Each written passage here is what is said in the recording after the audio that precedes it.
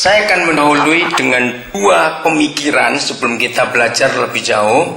Yang pertama begini saudara, di dalam Kisah Rasul khususnya, dari 28 pasal Kisah Para Rasul, Tuhan itu menyebut atau menjuluki, memberi predikat orang-orang yang percaya Tuhan Yesus itu dengan nama murid, disciples. Betul? Nah, jadi kekristenan itu adalah murid. Nah, renungkan ini, murid.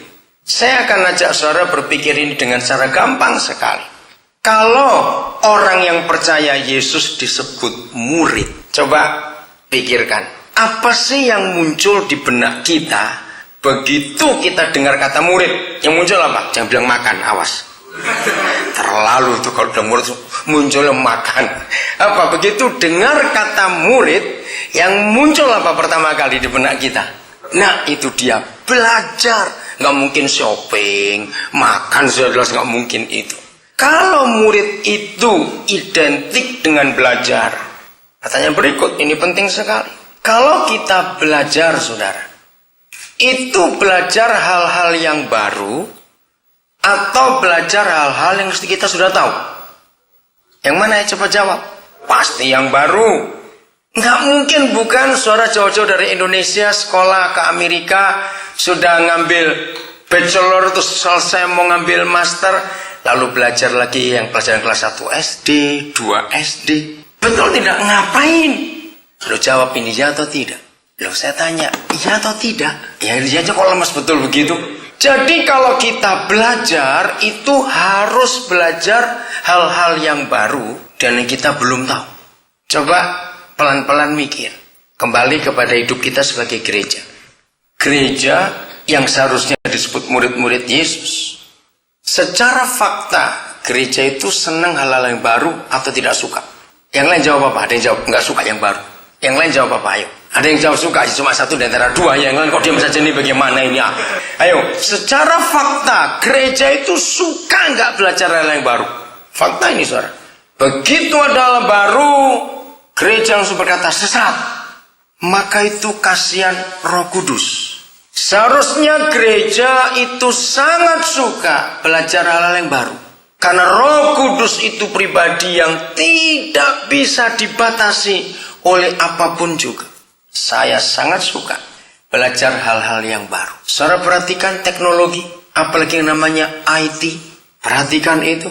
Teknologi itu, apalagi yang namanya IT, itu tidak bisa di stop. Jawab ya atau tidak? Siapa bisa stop itu? Kemarin malam kami nginep di San Jose. Jadi dari kemarin sampai tadi ini bolak-balik terus.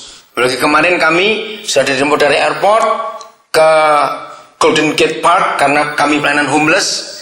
Lalu kami pulang ke San Jose. Sore balik lagi ke kantor saudara untuk kami ada fellowship jam 5. Malam balik lagi. Tadi pagi ke kebaktian di Silicon Valley. Lalu kami ke City balik lagi. Nah di situ cerita Pak Andreas, kami nginap di rumahnya, dia juga kerja di Adobe. Nah bagaimana hebatnya Silicon Valley, berapa perusahaan IT yang menguasai dunia ada di situ. Kekuatan apa yang bisa menyetop perkembangan IT? Orang terus ingin tahu. Roh Kudus itu lebih hebat daripada itu. Dia itu nggak terbatas. Masih ada banyak hal-hal baru yang belum terungkap dalam kitab suci ini. Katakan amin.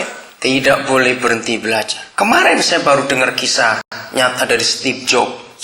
Steve Jobs. Saudara dengar orang itu kok sebut nama ini? Saudara ingat apa? Apple. Ternyata sekarang dia sedang sakit parah. Kena kanker pankreas. Kalau nggak ada dia, dunia nggak ada iPod, nggak ada iPhone. Orang hebat sekali. Di antara semua orang berada di bidang IT yang paling hebat sekarang Mark Zuckerberg. Kalau nggak ada dia, nggak ada Facebook di dunia ini. Perkembangannya itu luar biasa. Nah, gereja harusnya memberikan kesempatan Roh Kudus lebih hebat daripada itu. Karena masih banyak yang tersembunyi. Salah satu perbedaan antara orang Timur, Western dengan Eastern, orang Barat. Orang Timur itu sangat menghargai pesan terakhir sebelum orang itu meninggal. Maka itu kita sebagai orang Timur, kalau dengar ada orang tua meninggal atau siapa yang meninggal dari keluarga atau teman atau saudara, pasti kita tanya, pesan terakhirnya apa? Nggak mungkin dia bilang ninggalin duit, nggak dia. Itu terlalu betul orang mati tanya ninggalin duit atau tidak. Saudara, pesan terakhir. Nah, hari ini kita akan belajar dari pesan terakhir Tuhan Yesus sebelum dia mati. Rekaman pesan terakhir Tuhan Yesus itu ada di Yohanes 17. Dia nggak minta banyak hal. Kalau saudara baca dengan teliti, dia cuma minta 2 hal di dalam pesan terakhir itu. Dan hari ini kita mau belajar tentang itu, saudara. Lagi sekali saya nggak akan bahas semuanya, terlalu panjang nanti. Tapi 2, saya langsung tunjukkan. Yang pertama, dia minta supaya kita menjadi satu. Permintaan yang kedua, kita akan lihat sekarang di ayat yang ke-11. Yohanes pasal yang ke-17, di ayat yang ke-11. Ini permintaan yang terakhir dari Tuhan kita. Dan gereja harusnya memperhatikan. Dan nanti saya akan gabungkan dengan istilah hal yang baru kita pelajari. Hari ini kita akan belajar hal yang baru. Jangan nolak dulu. Sebelum saya lupa. Untuk belajar pun, itu ada 2 motivasi. Ada 2 pilihan. Nomor 1, ada orang belajar yang harus dia belajar dan dia tidak bisa menolak walaupun dia nggak suka dan nggak cocok. Contohnya apa? Saudara kuliah atau saudara ambil kursus suatu pelajaran atau sains. Kalau saudara kuliah ngambil 1 major, tapi belajarnya nggak cuma 1 major, pasti ada yang lain-lain, bukan? Nah, kalau ada hal-hal yang saudara nggak suka, saudara keluar dari ruang kelas itu, dan waktu ujian saudara nggak punya nilai. Dan kalau seorang nggak dikatakan fail, nggak pas, nggak lulus, jangan marah-marah. Ngerti maksudnya? Itu harus saudara ambil.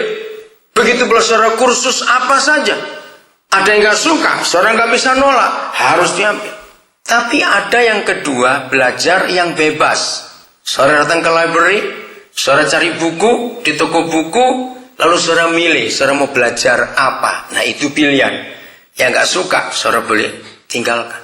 Nah, seperti itu kita belajar dari firman Tuhan. Secara, boleh gak kita memilih-milih dari Alkitab ini, mana yang kita gak suka, mana yang kita suka. Jawabannya apa? Boleh gak kita milih-milih? Tapi, Papa memberi kita kesempatan. Itu hakmu untuk milih. Ngerti contoh ini? Seandainya dari hal baru ini, ada yang gak suka. Lalu renungkan, lalu cerna. Supaya saudara nanti mengerti. Sampai hari ini, bulan ini Agustus ini saudara, saya bersama istri saya mensyukuri 37 tahun saya jadi hamba Tuhan.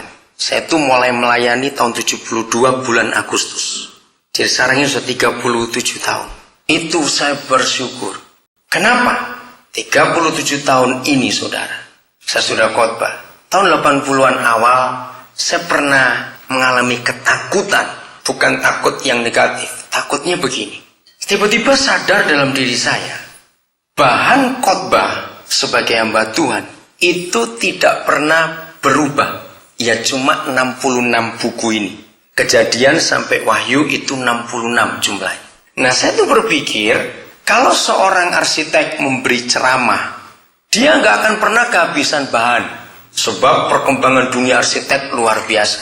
Seorang dokter memberi ceramah tentang kesehatan, nggak akan kehabisan bahan juga. Karena apa? Penyakit tambah terus. Coba sekarang aja, flu burung belum selesai, flu babi lagi, habis flu apa saya nggak tahu lagi. Nah, jadi kan bahannya tambah terus. Betul? Seorang manajer, dia memberi ceramah. Ya, banyak sekali bahan-bahan manajemen yang hebat-hebat, terus berkembang. Apa saja. Wah, bicara IT lagi, nggak habis-habis itu. Terus saya ngomong, Papa, tapi bahan kami kan cuma ini. Malah ada ancaman lagi. Menambahi, mengurangi, dihukum. Wih, takut bener. Bayangkan, apa nggak repot jadi pendeta? Apa nggak habis ini lama-lama dikhotbahkan? Ini tahun 80-an yang lalu, saudara. Ternyata sampai hari ini, nggak pernah habis, katakan amin. Dia digali akan terus ketemu hal yang luar biasa. Maka itu seharusnya Kristen itu tidak boleh membosankan. Katakan amin. Hidup menjadi anak Bapa di surga itu nggak boleh bosan. Wah, terus baru. Terus begitu. Saudara, itu sebabnya ayo menjadi Kristen yang penuh semangat.